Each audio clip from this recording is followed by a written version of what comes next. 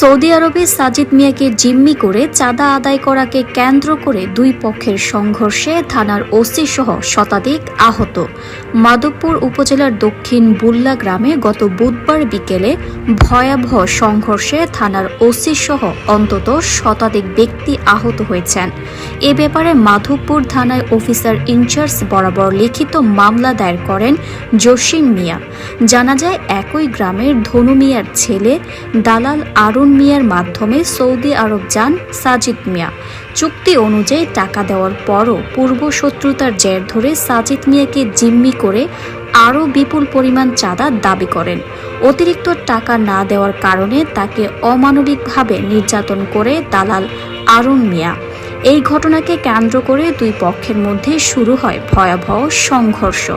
এই সংঘর্ষে নেতৃত্ব দেন ৮ নং বুল্লা ইউনিয়ন আওয়ামী লীগের সভাপতি মোহাম্মদ দলাই মিয়া, ৮ নং বুল্লা ইউনিয়নের যুবলীগের সভাপতি আশিক মিয়া, তাঁতিলীগ সভাপতি সাবেক মেম্বার কাউসার মিয়া, ৮ নং বুল্লা ইউনিয়ন আওয়ামী লীগের যুগ্ম সাধারণ সম্পাদক মামুন রশিদ মামুন, আওয়ামী লীগ নেতা হারুনুর রশিদ হারুন, চেয়ারম্যানের PS জামাল মিয়া, জিতু মিয়া সর্দার। তাদের নেতৃত্বে শত শত মানুষ দেশীয় অস্ত্রশস্ত্র নিয়ে প্রবাসী সাজিদ মিয়ার লোকজনদের উপর আক্রমণ চালায় এবং অসংখ্য মানুষকে আহত করেন।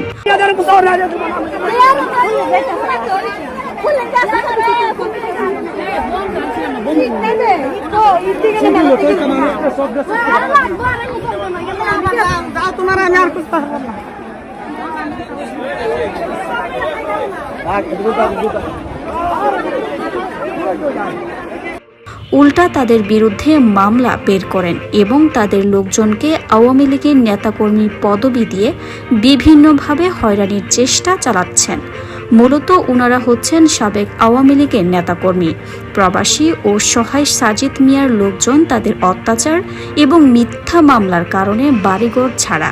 তাই জসিম মিয়া বাদী হয়ে মাধবপুর থানায় একটি মামলা দায়ের করেন এবং প্রশাসনের প্রতি আকুল আবেদন জানান সত্য ঘটনাকে সুষ্ঠু তদন্ত করে আসামিদের গ্রেফতার করে প্রবাসী সাজিদ মিয়ার ন্যায্য বিচার আশা করেন।